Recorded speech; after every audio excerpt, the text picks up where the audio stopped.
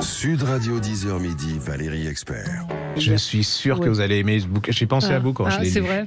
Déjà la couverture, il faut regarder en podcast, elle est très très belle la L'âge couverture. d'or de René Rosen chez Belfond. Vous savez la 5e avenue, les signes de la 5e avenue, vous adorez ces genres de femmes. Et ben là on est à j'avais lu Park Avenue Summer. Et alors là on est à New York.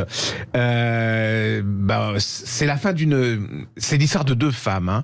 Alors il y a une femme, c'est Caroline. Alors Caroline Astor, c'est la grande bourgeoisie américaine. Mais alors attendez, leur fortune est basée sur l'immobilier, hein, c'est-à-dire on est à New York, ils sont très très snobs, vous savez, c'est comme ces nouveaux riches, mais qui part ça d'un... Alors il y a des conventions, elle dirige toute la société, et c'est le moyen pour les femmes, par rapport aux hommes, de diriger d'une certaine manière et d'être plus libre. Mais alors elle est carrée, elle est vraiment snob de chez snob, elle tient son monde, elle a ses enfants. Alors les enfants, déjà, on sent que ça craque. Hein. Déjà, il y a une qui s'appelle Charlotte, elle veut pas vivre comme sa mère veut vivre.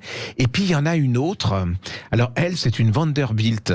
Et elle s'est mariée, enfin c'est pas une vraie, hein, elle s'est mariée à Billy Vanderbilt. Alors il est richissime. Alors eux, c'est des vulgaires de chez vulgaires. Ils ont gagné leur argent. Ils sont milliardaires, mais alors ils ont gagné ça dans l'acier, dans les trains. Alors pour les autres, c'est vraiment... Et c'est le combat. Alors en plus...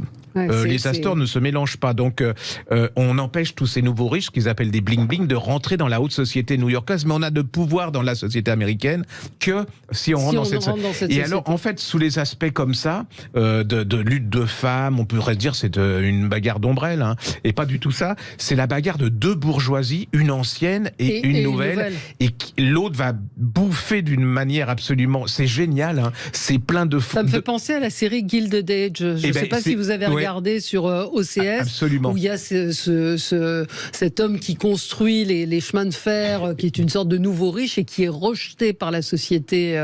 C'est exactement ça. Et là, vous allez voir les coups fourrés, l'hypocrisie. Mais moi, j'ai beaucoup de tendresse pour les deux, parce qu'en fait, il y en a une qui va essayer d'être libre, alors qui va vraiment y arriver, elle va bousculer tout le monde, et puis l'autre, elle veut être libre à sa manière et à garder le pouvoir aussi.